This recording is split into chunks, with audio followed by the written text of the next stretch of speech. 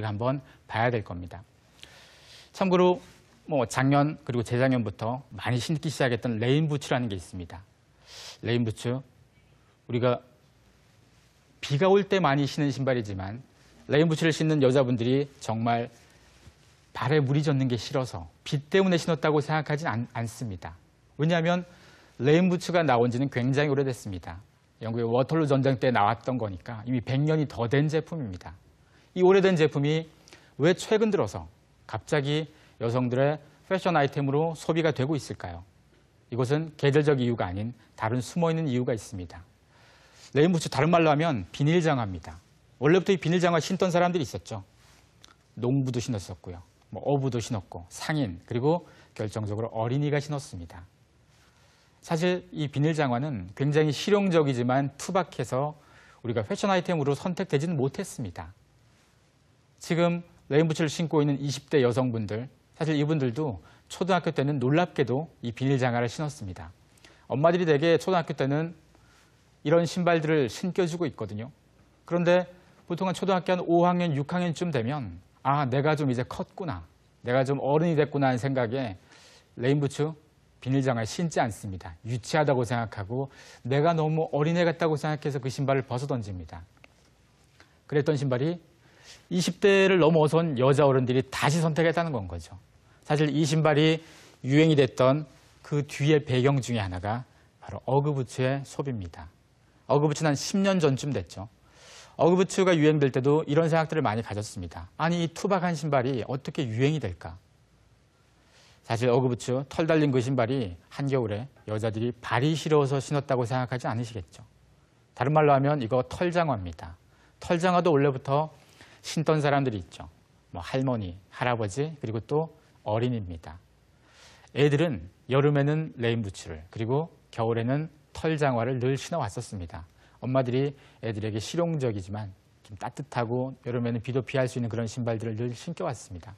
이런 신발들이 나이가 좀 들면서 초등학교 고학년쯤 되면서 내가 너무 어린애 같아요라는 느낌 때문에 그 신발을 벗어던졌던 애들입니다.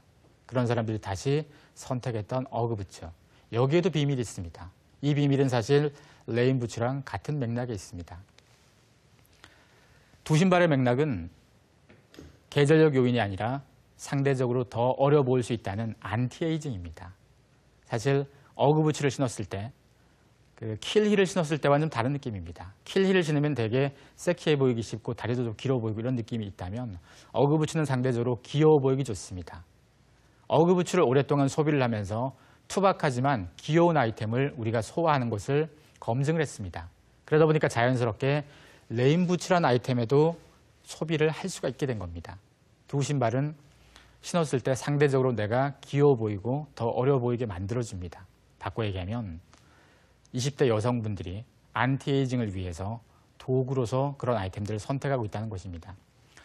보통 30대 한 중후반을 넘어서서 40대부터는 안티에이징 하면 주로 피부입니다. 그래서 피부를 팽팽하게 하기 위해서 그 기능성 화장품들을 많이 쓰게 되는데 사실 20대들은 이미 피부가 팽팽합니다. 피부로 더 이상 승부를 걸 만큼 피부는 문제가 없습니다. 그래서 선택하는 것이 어려 보이고 싶다는 욕구를 패션 아이템으로 소비를 하는 겁니다.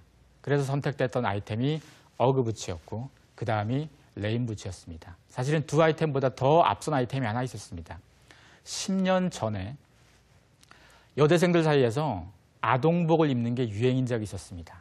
그때 아동복을 입는다는 것은 그 20대 여자들이 좀 더 내가 날씬하고 몸매가 좋다는 것을 보여주는 반증이기도 하면서 애들 아이템이 되다 보니까 상대적으로 더 귀여워 보입니다. 이미 그때부터 안티에이징에 대한 욕구도 늘 숨어 있었습니다. 바꿔 얘기하면 여성들이 패션 아이템에서 새로운 것들을 소비할 때 그 속에 숨어있는 답들 중에 가장 중요한 답이 안티에이징이라는 코드가 있다는 거죠. 그러면 다음번 유행, 어떤 게 유행이 될까요? 다음번 여성들이 선택할 새로운 아이템의 힌트는 지금 나왔습니다. 우선 아이들이 선택해도 무방한 것, 그러니까 애들이 갖고 있던 아이템들 중에서 여자 어른들이 소화하기 좋은 것들, 그리고 그 아이템이 여자 어른들을 좀 더 어려 보이게 만들고 귀여워 보이게 만들 수 있는 아이템이 어쩌면 다음 트렌드가 될 수 있는 중요한 힌트가 될 겁니다. 이렇게 트렌드라는 것은 어떤 트렌드가 나왔다 이게 중요한 게 아닙니다. 어떤 트렌드 속에 어떤 기회가 있는지를 그 배경을 해석하는 게 중요합니다. 이렇게 해서 우리는 트렌드 속의 기회를 앞으로 핫플레이스라고 할 수 있는 가로수길이 지금 사람들이 많이 간다면 그 다음 핫플레이스는 어디가 될 건지, 그럼 지금 가로수길은 어떤 배경과 어떤 이유 때문에 떴는지, 그리고 전 세계 핫플레이스가 될 수 있는 전 세계 주요한 도시 핫플레이스들이 과연 어떤 배경 때문에 떴는지를 다 원인을 밝혀본다면, 그러면 그 다음번에 어떤 핫플레이스가 새롭게 뜰 건지를 상대적으로 더 먼저 알 수 있는 기회가 있다는 겁니다. 이렇게 트렌드는 해석이 중요한 겁니다. 좀 더 체계적으로 해석하고 그리고 사회 속에서 그것을 해석해서 새로운 기회를 찾는다면 누구보다 먼저 비즈니스에 좋은 답들을 얻을 수 있을 겁니다. 그리고 트렌드의 변화는 새로운 비즈니스 기회도 만듭니다. 어떤 기회를 만들냐면은 요즘 트렌드가 어떤 게 있다는 것은 바꿔 얘기하면 요즘 소비자가 어디에 많이 꽂힌다는 얘기입니다.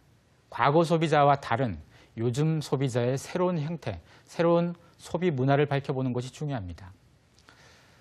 놀랍게도 과거의 소비자건 지금 소비자건 모두 합리적인 소비를 합니다. 합리적인 소비라고 하는 것은 소비자가 과거에는 이런 거였습니다. 내가 같은 물건을 좀 더 싸게 사거나 내가 좀 더 유리하게 사는 것을 우리는 합리라고 여겼습니다. 그런데 어느 순간부터 그 합리의 기준이 조금 바뀌었습니다. 요즘 소비자 분명히 합리적 소비를 하긴 하지만 그게 무조건 내가 싸다고 내가 좀 더 유리하게 산다고 이런 걸 원하는 게 아닙니다.